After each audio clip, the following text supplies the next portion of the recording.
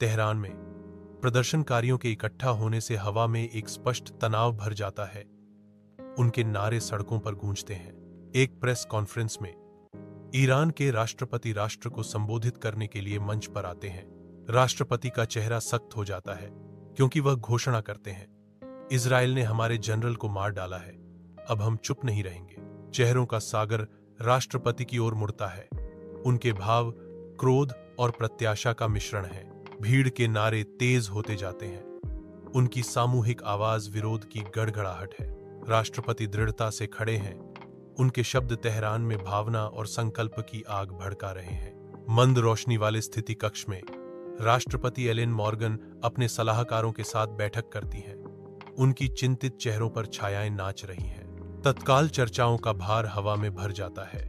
कमरे के हर कोने को एक स्पष्ट तनाव जकड़ लेता है। बिखरे हुए कागजात और धीमी आवाजों के बीच राष्ट्रों का भाग्य दांव पर है। एलेन मॉर्गन की आवाज तनाव को चीरती है।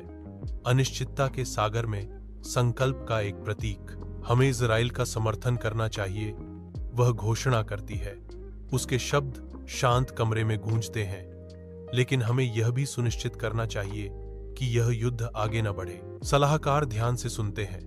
उनके चेहरे चिंता और दृढ़ संकल्प का मिश्रण है, क्योंकि राष्ट्रपति खतरनाक पानी से होकर गुजरने का मार्ग तय करते हैं। हॉर्मुज जलमरु मध्य में अमेरिकी नौसैनिक जहाज आगे बढ़ते हैं, आने वाले तूफान से अनजान। अचानक ईरानी ड्रोन एक झुंड की तरह उतरते हैं, एक घातक हमला शुरू करते हैं।